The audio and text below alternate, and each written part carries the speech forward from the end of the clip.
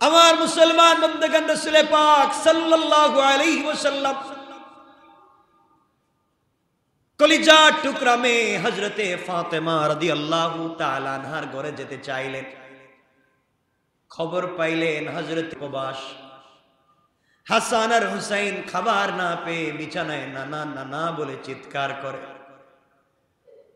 মায়ের কাছে বলছে, আম্মা জান, আপনি আর বাবা আমাদেরকে খাবার দিতে পারেন না, আমাদেরকে আপনি নানার কাছে নিয়ে যান। আমরা দুই ভাই যখন নানার নুরানি চেহারা মুবারকের দিকে তাকাই মা, তখন আমাদের দুই ভাইয়ের পেটের খিদা দূর হয়ে যায়। আমরা এমন একজন নানা দুনিয়ার জমিনে পেয়েছি মা। অন্ধকার রাত্রে যখন হাঁটবার জন্য লাইট পাই না, নানার কাছে আমরা গিয়ে বলেছি, নানা তুমি দরজার সামনে দাঁড়িয়ে একবার মুচকি হাসবা। ও মা, নানা যখন দরজায় দাঁড়িয়ে মুচকি হাসি দেয়, তার যে মুচকি হাসিতে দাঁত বের হয়ে যায়, ওই দাঁতের আলোতে অন্ধকার রাস্তা আলোকিত হয়ে যায়। আমরা সেই নানার কাছে যেতে চাই। রাসূল পাক সাল্লাল্লাহু আলাইহি ওয়াসাল্লাম খবর পেলেন, ফজরের সালাত পড়ে ফাতেমা ঘরের দরজায় এসে বলছেন, মা মারে, আমি তোমার বাবা এসেছি, দরজা খুলে দাও। ফাতেমা বলছেন, আব্বা জান, আমার শরীরে এতটুকুন পর্যন্ত কাপড় নাই যে কাপড় পরে বাবা তোমার সামনে দাঁড়াবো। শরীরে এমন কোন শক্তি নাই যেই শক্তি নিয়ে দরজায় দাঁড়াতে পারে। ৫-৭ দিন হয়ে গেছে, ঘরে খাবার নাই বাবা, ঘরের ভিতরে খাবার নাই। হাসান হুসাইনকে আমি খাবার দিতে পারি না বাবা, আমি কেমনে দাঁড়াই? নবীজি নিজে কাঁধ থেকে সবুজ চাদরটা খুলে দিলেন, বললেন, মা দরজাটা খুলে কাপড়টা নিয়ে পরো। হযরতে ফাতেমা সেই কাপড় পরলেন। চিন্তা করেন তো, চাইলে সারা পৃথিবীর মালিক যারা হতে পারতেন তাদের এই অবস্থা। হযরতে ফাতেমা কাপড় পরলেন, নবীজি ঘরের ভিতরে ঢুকলেন। ঢুকে দেখেন তার মেয়ের চাঁদ মুখটা শুকিয়ে গিয়েছে।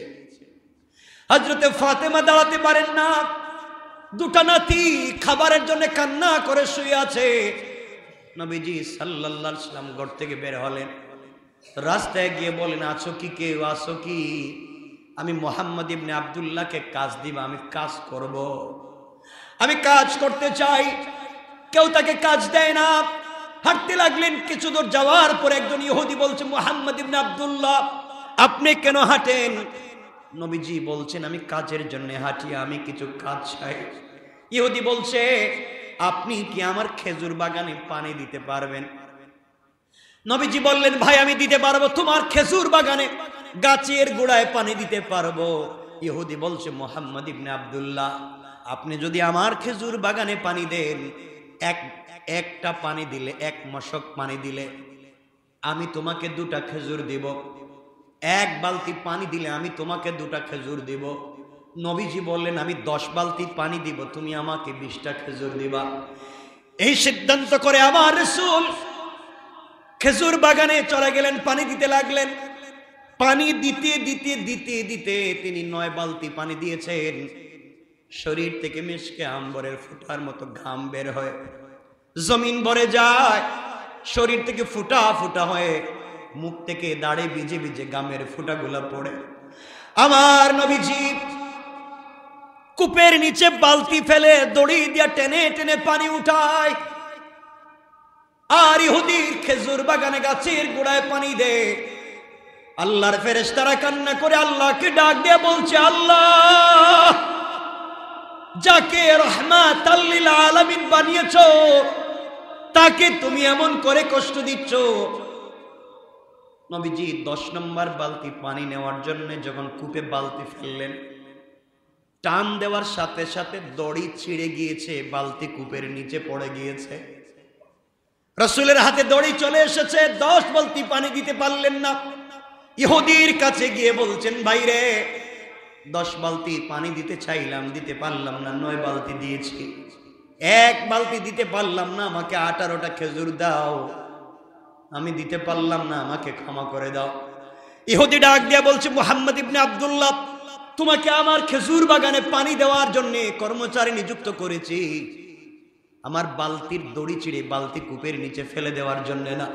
এই কথা বলে যেই নবীর শরীরে মশা মাছি বসাকে আল্লাহ হারাম করে দিয়েছে, যেই নবীর শরীরে মশা মাছি বসাকে আল্লাহ হারাম করে দিয়েছে, যেই নবীর শরীরের 1 ফোঁটা রক্ত, 1 ফোঁটা ঘাম জমিনকে গ্রহণ করতে হারাম করে দিয়েছে, সেই নবীর পবিত্র গাল মুবারকে ইহুদি ছট করে একটা থাপ্পড় মেরে দিয়েছে। আমার নবীজির গাল মুবারকে থাপ্পড় মেরে দিয়েছে। মনে হয় 5টা আঙ্গুলের দাগ নোরানি চেহারায় বসে গিয়েছে। নবীজি সাল্লাল্লাহু আলাইহি ওয়াসাল্লাম নিজের চেহারায় হাত দিলেন না, নিজের গালে হাত না দিয়ে ইহুদির হাতকে জড়াইয়া ধরলেন আর বললেন, ভাইরে, তুমি যে হাত দিয়ে আমাকে আঘাত করেছো, তুমি কি তোমার সেই হাতে ব্যথা পেয়েছো? বাইরে, তুমি যদি তোমার হাতে ব্যথা পেয়ে থাকো, কিয়ামতের দিনে আল্লাহর আদালতে আমার বিরুদ্ধে নালিশ করবা না।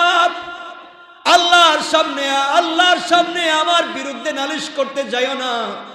আমি মুহাম্মদ ইবনে আব্দুল্লাহ আমার পিঠের কাপড় খুলে দিলাম, তোমার যত মন চায় আমার পিঠে আঘাত করে করে প্রতিশোধ নিবা। এরপরেও কিয়ামতের দিনে আল্লাহর আদালতে আমার বিরুদ্ধে নালিশ করবা না। আল্লাহু আকবার বলেন। আমার মুসলমান বন্ধুগণ, গভীর মনোযোগ।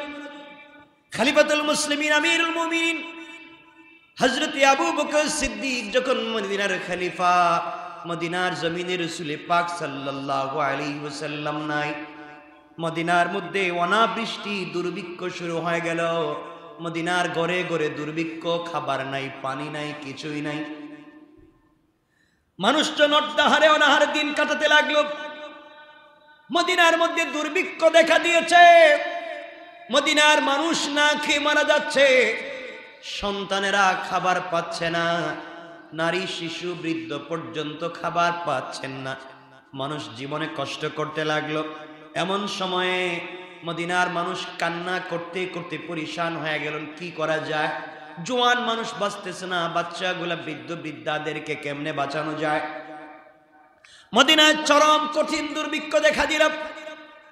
এদিকে মদিনার একজন সফল ব্যবসায়ী, বড় শিল্পপতি সাহাবী হযরত উসমান রাদিয়াল্লাহু তাআলা আনহু, তিনি বিশাল বড় এক ব্যবসায়ী কাফেলা নিয়ে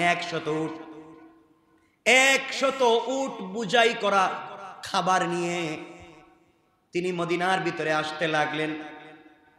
100 উট বুঝাই করা খাবার, মানে আজকের 100 বিশাল বড় লরি, কন্টেইনার। লরিতে যে খাবার ধরে, উটের পিঠে তাই ধরে। 100 উট বুঝাই করা সম্পদ নিয়ে মদিনার দিকে আসতে লাগলেন, মদিনার দিকে আসতে লাগলেন, বাজারের দিকে ঢুকতে লাগলেন। পুরা মদিনার ভিতরে খবর ছড়িয়ে পড়েছে, হযরতে উসমান রাদিয়াল্লাহু তাআলা আনহু খাবার নিয়ে আসতেছেন, মদিনার থেকে দুর্ভিক্ষ চলে যাবে। 100 উট বুঝাই করা খাবার। পুরা মদিনার ব্যবসায়ীরা, মদিনার আশেপাশের বড় বড় ব্যবসায়ীরা সবাই একত্রিত হয়ে গেল। আর যারা খুচরা ব্যবসায়ী তারাও একত্রিত হয়ে গেল। হযরত উসমান রাদিয়াল্লাহু তাআলা আনহু চারিদিক ঘিরে ফেলল।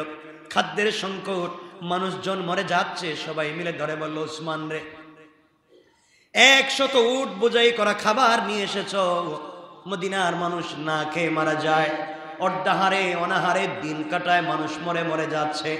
এই খাবারগুলা তুমি কত টাকায় বিক্রি করবা? আমাদের কাছে বিক্রি করে দাও। মদিনার বাজারকে আমরা স্থিতিশীল করতে চাই, মদিনার বাজারের দামকে স্বাভাবিক করতে চাই, কার সাজি যেন না হয়, দাম যেন বেড়ে না যায়, আমরা কমিয়ে দিতে চাই, তুমি আমাদের কাছে বিক্রি করে দাও। হযরত উসমান রাদিয়াল্লাহু তাআলা আনহু জানতে চাইলেন, বললেন, আমি যে তোমাদের কাছে বিক্রি করব, এখন তো লাভের ব্যবসার সময়, তোমরা কত লাভ আমাকে দিবে?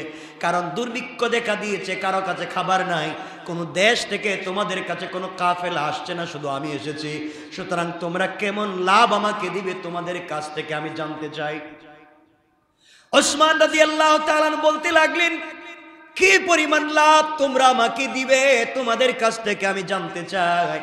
আমার বন্ধুগণ, দেখবেন বাজারে যখন কারসাজি শুরু হয়ে যায়, হু হু করে পাবলিকেরা, ব্যবসায়ীরা দাম বাড়িয়ে দেয়। 1 টাকার জিনিসকে 2 টাকায় না 100 টাকায় নিয়ে যায়। 10 টাকা দামের, মাঝে শুনলাম 10 টাকা দামের কাঁচা মরিচকে 1000 টাকা পর্যন্ত নিয়েছিল। ব্যবসায়ীরা এমন কারসাজি করে, এরপরে গুদামজাত করে, যখন বাজারে বিক্রি করতে পারে না তখন দেখবেন বন জঙ্গলে ফেলে দেয়, নষ্ট করে দেয়। আল্লাহ রাব্বুল ইজ্জত ওয়াল জালাল বলছে, যারা গুদামজাত করে, সম্পদকে একত্রিত করে বাজারের দাম বাড়ায়, তারা সাদ্দাদ আর কারুনের মতো পৃথিবী থেকে ধ্বংস হবে। বলেন নাউজুবিল্লাহ। আমার মুসলমান বন্ধুগণ, এই কাজগুলো পাবলিক করে না? করে না? বহুত বুজুর্গ, তাহাজ্জুদ ওয়ালা, সুফি সাহেব, হাজি সাহেব মাল জমা করে বাজারে আগুন জ্বালায়, আছে না নাই? ওই সমস্ত করে যারা পাবলিককে বিপদগ্রস্ত করে নিজের আখেরার পকেট গুছিয়ে বিদেশে টাকা পাচার করতে চায়, তারা এই জাতির জাতীয় দুশমন। ঠিক কিনা বলেন? সমাজকে বিকারগ্রস্ত করতে চায়, জাতিকে ধ্বংস করতে চায়। আমার মুসলমান বন্ধুগণ, দেখেন রাসূলের আদর্শ যদি থাকতো বাজারীদের কাছে, দোকানীদের কাছে, কেউ রাগ করবেন না। আপনাদেরকে রাগাবার জন্য বলছি না, আপনাদেরকে বলছি ব্যবসা করেন, মুসলমান হালাল পথে ব্যবসা করেন, রাসূলের সুন্নাত মতো ব্যবসা করেন, কারণ মরে যাওয়া লাগবে, কবরে হিসাব দেওয়া লাগবে। এই জন্য কথাগুলা বলছি। আপনিও ব্যবসায়ী, রাসূলের সাহাবী উসমানও ব্যবসায়ী। কথা বলেন। দুর্ভিক্ষ দেখা দিয়েছে, চরম দুর্ভিক্ষ। তিনি বললেন, কত লাভ দিবেন? সবাই বলতে লাগলো, আমরা আপনাকে কত লাভ দিব? উসমান রাদিয়াল্লাহু তাআলা আনহু বললেন, কি দিবা বলো? ব্যবসায়ীরা বলল, 10-এর বিনিময়ে 12। 10-এর বিনিময়ে। তিনি বললেন, এই লাভ দিয়ে আমি সম্পদ বিক্রি করব না। পুরা দুনিয়ায় কোনো খাবার নাই, মদিনায় খাবার নাই, আছে আমার কাছে, আমি যা মন চায় তাই দাম দিয়ে বিক্রি করতে পারবো। বড় বড় ব্যবসায়ীরা বলল, ও ওসমান, আপনাকে আমরা চিনি, আপনি তো এমন গরম না, এমন নরম মিজাজের ছিলেন, আপনি হঠাৎ করে ব্যবসায়ী হয়ে পাল্টে গেলেন কেন? বাজারকে আপনি গরম করতে চান কেন? ব্যবসায়ীরা দাঁড়িয়ে বলল, আমরা 10-এর বিনিময়ে 10। 10-এর বিনিময়ে তাইলে 100 টাকার মাল 200। হযরত উসমান রাদিয়াল্লাহু তাআলা আনহু বললেন, না, এত কম টাকায় আমি বিক্রি করতে চাই না। সবাই বলল, তাইলে কেমন দিবা? সবাই বলল, তাইলে কেমন দিতে চাও? তিনি বললেন, আরো বাড়াও, আরো বাড়াও। তাহলে 2 গুণ, 3 গুণ, 4 গুণ, 5 গুণ, এগুলা করতে করতে করতে করতে 10-এর বিনিময়ে, 1-এর বিনিময়ে 10 গুণ, মানে 1 টাকার পণ্য 10 টাকা, 100 টাকার 1000, 100 টাকার জিনিস 1000 টাকা। তিনি বললেন, এই দামেও বিক্রি করবো না, আরো বাড়াও। মানুষ তো এমনি দেখতেছে, মানুষ পরিশান, বাজারে খাবার নাই, মানুষ মরে যাচ্ছে। উসমান এমন পরিবর্তন হয়ে গেলেন। নবীজির 2 মেয়েকে বিয়ে করেছেন জিন্নুরাইন। নবীজি যাকে দেখলে লজ্জা পেতেন, যার চেহারার দিকে তাকাতেন না। হযরত উসমান এমন লোক ছিলেন, নবীজি যদি কোথাও বসা থাকতেন, উসমান আসতেন, নবীজি দাঁড়িয়ে দাঁড়িয়ে থাকতেন। সুবহানাল্লাহ বলেন। নবীজি যদি শুয়ে থাকতেন, উসমান যদি আসতেন, নবীজি বসে যেতেন। নবীজির পরনে যদি নরমাল কাপড় থাকতো, উসমান আসলে বলতেন, দাঁড়াও, দরজায় দাঁড়াও। ঘটনা মনে পড়ে গেল, নবীজি বিছানায় শুয়ে আছেন, সিদ্দিক আকবর এসে দরজায় নক করে বলছেন, ইয়া রাসূলুল্লাহ, ঘরে আসেননি? নবীজি বললেন, ঘরে আছি। ইয়া রাসূলুল্লাহ, আসতে পারি? আসো। হযরতে আবু বকর ঢুকে দেখলেন নবীজি চাটাইয়ের উপরে শুয়ে আছেন, নাভি থেকে হাঁটু পর্যন্ত কাপড় আছে, গরম, শুয়ে আছেন ঘরের ভিতরে। সিদ্দিক আকবরের মেয়ে আম্মা জান আয়েশা বসা। তাহলে এই কাপড় ঠিক আছে নি? পরিবারের ভিতরে স্ত্রী বসা, সমস্যা আছে? সমস্যা আছে? নবীজির পার্সোনাল লাইফ নাই? আছে। শ্বশুর এসেছেন, আবার নিজের সাহাবী এসেছেন, বসা আবু বকর। কিছুক্ষণ পর আরেকজন এসে বলছেন, ইয়া রাসূলুল্লাহ, আসতে পারি? নবীজি বলেন, আসো। কে? আমি ওমর। নবীজি বলেন, আসো। হাফসার বাবা, আসো। কিছুক্ষণ পর আরেকজন বললেন, ইয়া রাসূলুল্লাহ, আসতে পারি কি? নবীজি বলেন, আসো। হযরতে আলী আসলেন, নবীজি বলেন, আসো। সবাই বসলেন, কথাবার্তা বলছেন, নবীজি শুয়ে আছেন। কিছুক্ষণ পর আরেকজন এসে বলছেন, সালাম দিয়া রাসূলুল্লাহ, আসবো কি? নবীজি বলেন, কে? বাইর থেকে জবাব আসলো, আমি ওসমান। নবীজি বলেন দাঁড়াও। আয়েশাকে বলেন, আয়েশা দরজাটা লাগাইয়া দাও, খুলে দিও না। নবীজি উঠলেন, কাপড় পাল্টালেন, মাথা পর্যন্ত যে কাপড় পরেন, পুরা শরীর ডেকে যে কাপড় পরেন, কাপড় পরলেন, বসলেন। এরপরে বললেন ওসমানকে আসতে বলো। সুবহানাল্লাহ বলেন। লম্বা ঘটনার দিকে যাব না, ওসমান চলে গেলেন। আম্মা জান আয়েশা সহ সিদ্দিক একবার বলছেন, ইয়া রাসূলুল্লাহ, আমার বাবা আসলেন, আবু বকর আসলেন, ওমর আসলো, আলী আসলো, আপনি উঠলেন না, কাপড় পরিবর্তন করলেন না, ওসমানের জন্য করলেন কেন? নবীজি বললেন, তোমরা জানো না আমার ওসমানকে আমি কেন স্বয়ং আল্লাহর রহমতের ফেরেশতারা দেখলে পর্যন্ত লজ্জা পায়। আল্লাহু আকবার। কেমন ছিলেন এই মানুষটা? 2 মেয়েকে রাসূলের বিয়ে করেছেন। নবীজি বলেছেন, আমার যদি আরেকটা মেয়ে থাকতো ওসমানের কাছে বিয়ে দিতাম। সেই ওসমান বলতেছেন, 10 গুণ বাড়াইছো তো কি হবে, আমি বিক্রি করব না। মদিনার মানুষ চিন্তায় পড়ে গেলে এত দাম দিতে চাই। হযরতে উসমান রাদিয়াল্লাহু তাআলা আনহু বললেন, কি করতে চাও তোমরা, আরো বেশি দাও। তিনি বললেন আমি 100 টাকায় যে জিনিসটা আনছি তোমরা 1000 টাকা নিতে চাও, আমি এরপরে বিক্রি করতে চাই না, আরো বেশি দাম চাই। তোমরা কি আমাকে 100 টাকার বিনিময়ে 1000 টাকা নয় 1 লাখ টাকা দিতে পারবে? কি বলেন? ব্যবসায়ীরা 100 টাকার জিনিস 1 লাখ কেউ কিনবো? বলছে মাফ চাই, সম্পদ আপনার, আপনি নেন, আমাদের কিনারও দরকার নাই, মদিনার মানুষ মরে গেলে আপত্তি নেই। 100 টাকার জিনিস। হযরত ওসমান বলছেন, পুরা মদিনার মানুষ তোমরা জমা হয়ে যাও। মদিনার সকল মানুষ মাঠে একত্রিত হয়ে গেলেন। উসমান রাদিয়াল্লাহু তাআলা দাঁড়ালেন আর বলেন, আমি পণ্যটা বিক্রি করে দিতেছি। এখানে এমন ব্যবসায়ী আছে যে ব্যবসায়ী আমার 100 টাকার পণ্য 1 লক্ষ টাকায় কিনতে চায়। আশ্চর্য হয়ে গেলেন, এমন ব্যবসায়ী কে রে, 100 টাকার জিনিস 1 লাখ টাকা দিয়ে কিনতে চায়। সবাই যখন আশ্চর্য, হযরত উসমান বললেন, শোনো মদিনার ব্যবসায়ীরা, এই মুহূর্তে আমার 100 উট বোঝাই করা পণ্য এই মুহূর্তে আমি আল্লাহর রাস্তায় দান করে দিলাম। তোমরা আমাকে 100 টাকার জিনিস 1000 দিতে চাও, আর আমার আল্লাহ বলেছেন কমপক্ষে 10 দিন বাড়াইয়া 1 লাখ পর্যন্ত দেন, 70 গুণ দেন। এই জন্য আল্লাহর সঙ্গে ব্যবসা করলাম। আমি 100টা উটের সবগুলা সম্পদ আল্লাহর কাছে বিক্রি করে দিলাম। এখন ফ্রি তোমরা নিয়ে যাও, বিনিময়ে আল্লাহ তাআলা 1 লক্ষ গুণ আমাকে বাড়াইয়া দিবে। আল্লাহু আকবার। এটা ছিল ওসমান। কেমন ছিলেন তারা, কেমন ছিল তাদের জিন্দেগি, কেমন নম্র ছিলেন, কেমন ব্যবসায়িক মাইন্ড ছিল। আমি সে কথাই আপনাদেরকে বলতে চাই। এমন নরম ভদ্র হওয়া আমাদের দরকার আছে না নাই? আছে না নাই? আমাদের কেমন হতে হবে? এতক্ষণ আলোচনা করে যা বুঝাতে চাইলাম, হযরতে রাসূল পাক সাল্লাল্লাহু আলাইহি সাল্লামের জবান, দিল গরম ছিল না নরম ছিল? সাহাবায়ে কেরামের দিল নরম ছিল না গরম ছিল? নরম ছিল। তা আমাদের, আমরা কি, আমরা ঠুট খাটা। আরে আল্লাহর ঠুট কাটা রে। হযরতে আলী কাররামাল্লাহু ওয়াজহা আমার রাসূলকে গালি দিয়েছে বেয়াদব বলে একজন লোক। নাউজুবিল্লাহ বলেন। নবীজিকে বলছে মুহাম্মদকে যেখানে পাবো সেখানে মেরে ফেলবো। আলী বলছেন আমি তোরে পাই, দেখাচ্ছি মজা। খুঁজতে খুঁজতে আলী যাকে আসাদুল্লাহিল গালিব, আল্লাহ যাকে বিজয়ী বাঘ বানিয়ে পাঠিয়েছেন, যিনি একটা কপাট নিয়ে যাকে কয়েক হাজার মানুষ ধরতে পারে না, হযরতে আলী সেই কপাট নিয়ে, সেই দুর্গের কপাট নিয়ে যুদ্ধ করেছেন। সুবহানাল্লাহ বলেন। সে আলী ধরছেন, দরের মাটিতে শুয়াইছেন। তুই আমার রাসূলকে গালি দিছিস, তোর এত সাহস, আমার নবীজিকে গালি দিয়েছিস, তোর জিন্দেগি শেষ।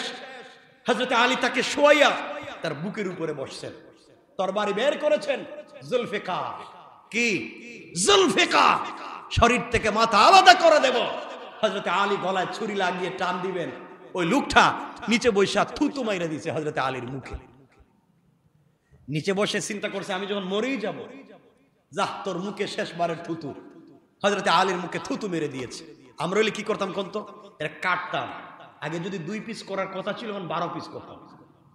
আমারে গালি দিছিস আবার মুখে থুতু দিছিস।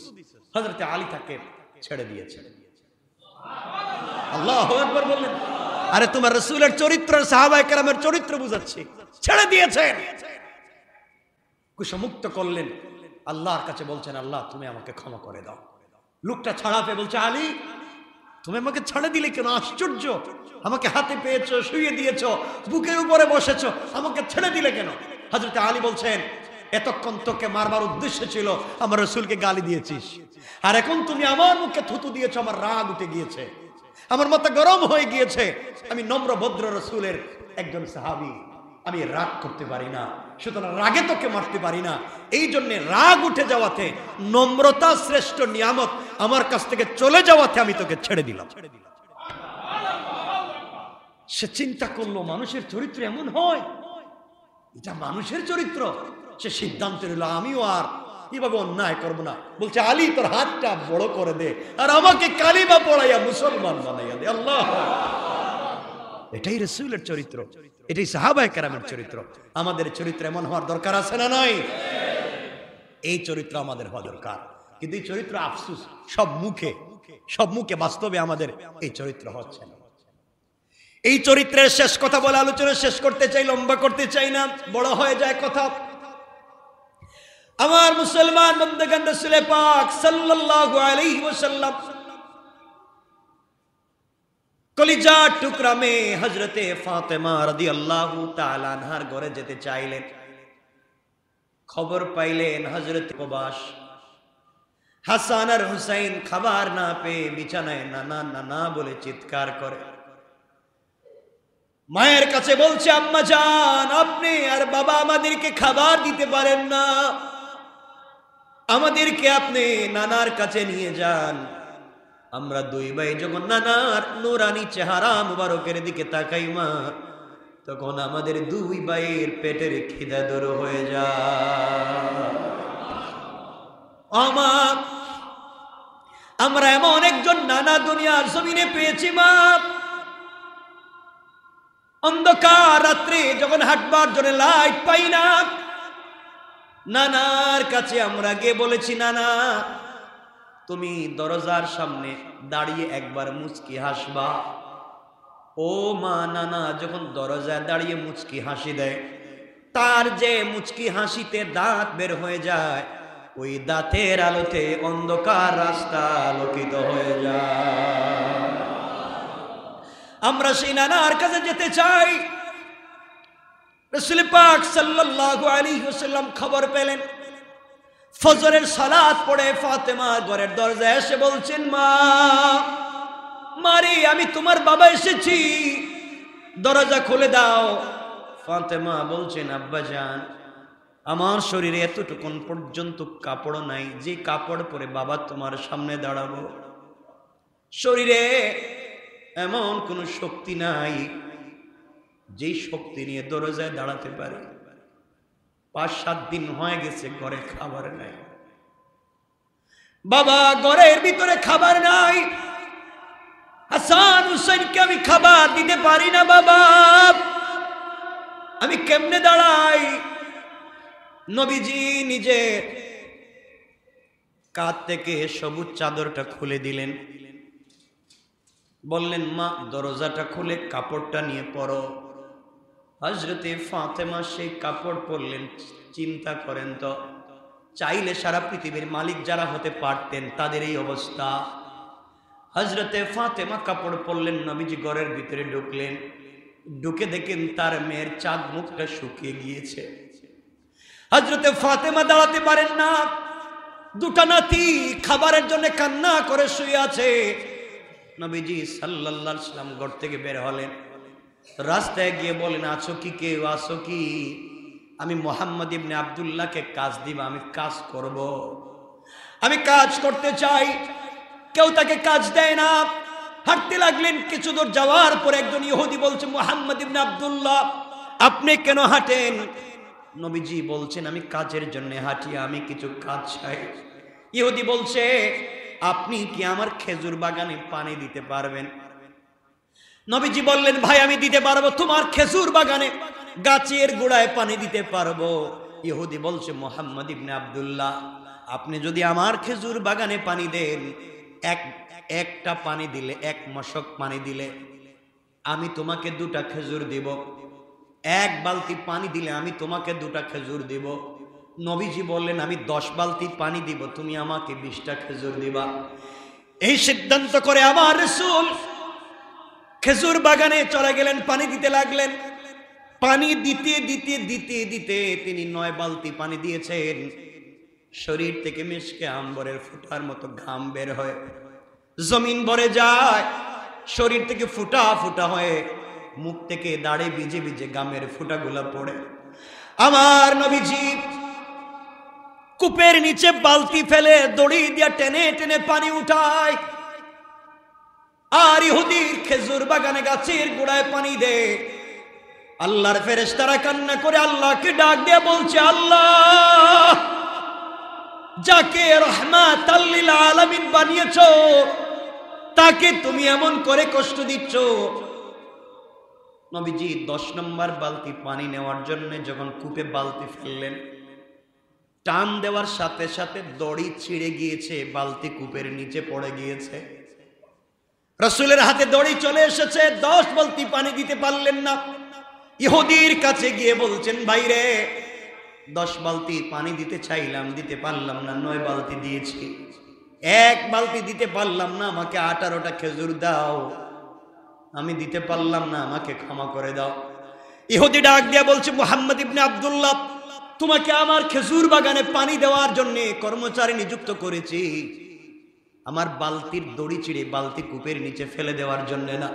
এই কথা বলে যেই নবীর শরীরে মশা মাছি বসাকে আল্লাহ হারাম করে দিয়েছে, যেই নবীর শরীরে মশা মাছি বসাকে আল্লাহ হারাম করে দিয়েছে, যেই নবীর শরীরের 1 ফোঁটা রক্ত, 1 ফোঁটা ঘাম জমিনকে গ্রহণ করতে হারাম করে দিয়েছে, সেই নবীর পবিত্র গাল মুবারকে ইহুদি ছট করে একটা থাপ্পড় মেরে দিয়েছে।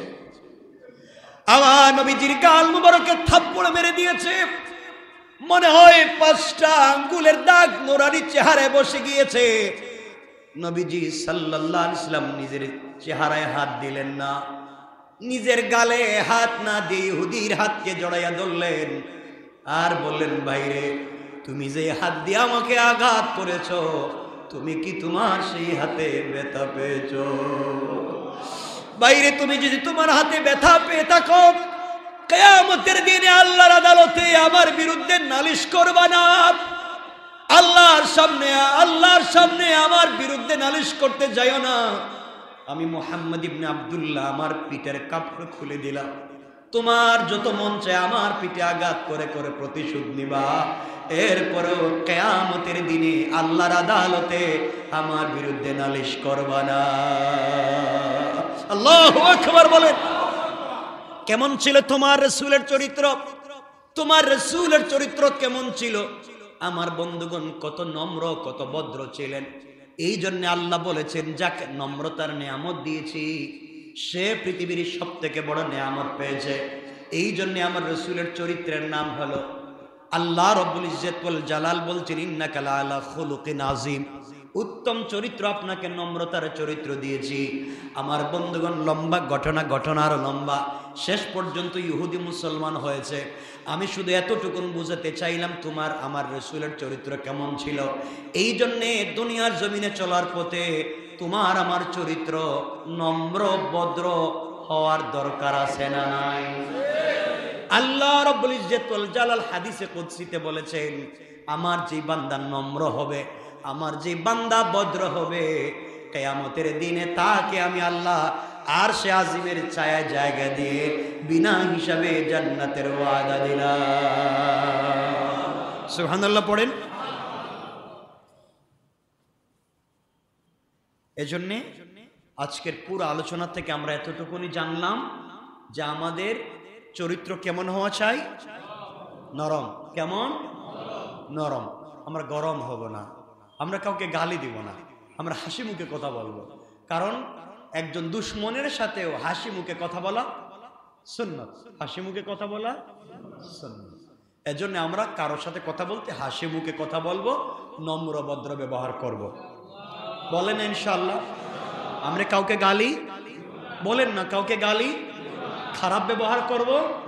সবার সাথে কেমন আচরণ করব? নম্র। কেমন? নম্র। কিন্তু আমার দুঃখ হয়, ছেলেরা বন্ধুদের সাথে নম্র আচরণ করে, সবচেয়ে গরম হয় মায়ের কাছে আর বাপের কাছে। কথা বলেন নাকি? মা বাপের কাছে সন্তান গরম হয়ে যায়। এগুলা ঠিক? আল্লাহ আমাদেরকে হেফাজত করুক।